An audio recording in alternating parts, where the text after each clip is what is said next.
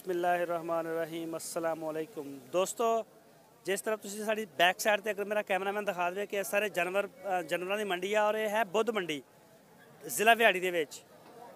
अगर कोई दोस्त पाकिस्तान के किसी दूसरे हिस्से चो इस मंडी च आना चाहता तो उन्होंने ज़िला व्याड़ी का दसना पेगा और ज़िला व्याड़ी तो तकरीबन 33 किलोमीटर के फासले पर यह मंडी वाक़या और काफ़ी बड़ी मंडी है। तकरीबन 40 तो 50 एकड़ के राउंड बाउंड जो रकबा वो लगती है तो मेरा कैमरामैन शायद सारी नहीं दिखा सकता।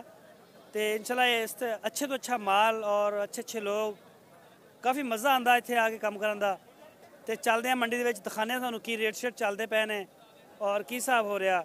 तुसी अगर साढ़े चैनल नू सबसक्राइब नहीं किया तो साढ़े चैनल नू सबसक्राइब लाजमी करो और वीडियो का सानू उस वक्त ही अंदाज़ा होंदा जो उन्होंने लाइक मिलते हैं। अगर नहीं पसंद आई उन्होंने डिसलाइक लाजमी करो, लाइक करो ताकि सानू अंदाज़ा होवे। तो साढ़े चैनल नू तुसी अगे अपने फेसबुक और व्हाट्सएप के उत्ते लाजमी शेयर करो ताकि साढ़ा जिहड़ा मैसेज आ ज़्यादा लोगों को जाए और साड़ी जिहड़ी टीम आ साढ़ा सबसक्राइबर आ वो वधे। तो चलते हैं मंडी देखते हैं की रेट आ। बिस्मिल्लाहिर्रहमानिर्रहीम अस्सलाम वालेकुम दोस्तों, अज मंडी दे विच राजनपुरी बकरे आए ने। यह देख सकते हो तुसी असी इन्हां दी वीडियो बना रहे हैं और 28-28 हज़ार रुपये फ़ी जानवर यह देख सकते हो और इन्हों का सौदा तकरीबन हो रहा उम्मीद हो जाएगा। साड़ी इस लुडन मंडी भी है, मैं फर्स्ट टाइम देख रहा वैसे राजनपुरी। यह देख सकते हो माशाल्लाह बड़े प्यारे ने।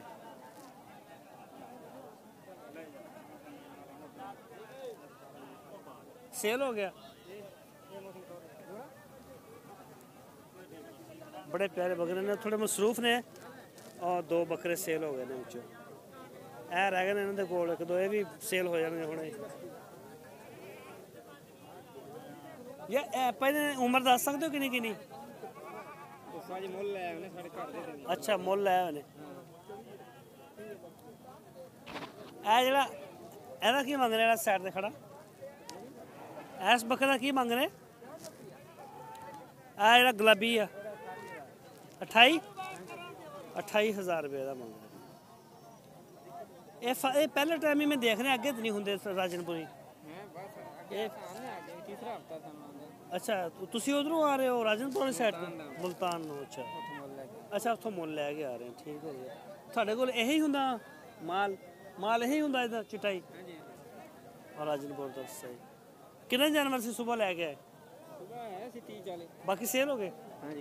हाँ माशाल्लाह माल खूबसूरत है दोस्तों, तुम देख सकते हो। लेकिन फिलहाल अगर नैक्सट अगली दफ़ा आए तो फिर इन्होंने नंबर भी शेयर करांगे। तो चलते हैं अगे किसी होर दोस्त वाली साइड पर।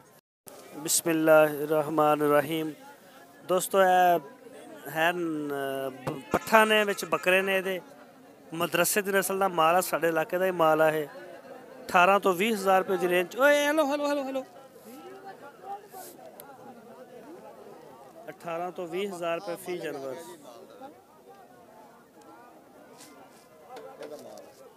सर की मंग रहे हो जानवर का पुट्ठे का?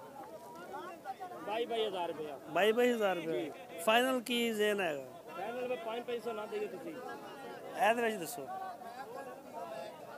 हेलो जी, अस्सलाम वालेकुम जी। वालेकुम सलाम। अच्छा की मांग रहे हो जानवर का? ये 22 हज़ार रुपया मांग रहे हैं सर जी। 22 ये नस्ल केड़ी है? ये देसी नस्ल है जी। देसी या मदरसा? जी चक मदरसे वाली। चक मदरसा इधर साइड पे है जी। फी पुट्ठे का यानी कि फाइनल की है? फाइनल फी पुट्ठे का 21.5 हज़ार रुपया। 21.5 हज़ार रुपया। पट्ठा ने बकरे भी ने? नहीं सारिया पट्ठा ने, बकरा एक भी नहीं है जी सर। की कह रहे हैं थोड़े दोस्त? मजाक करदा पिया यार भाई ये फड़ा। नहीं थानू दुनिया देख रही होंदी, दुनिया बड़ी बड़ी तादाद च देख रही होंदी। चलो ठीक है, आ रहे मैं आ दिखा दो। मेरी बड़ियां काला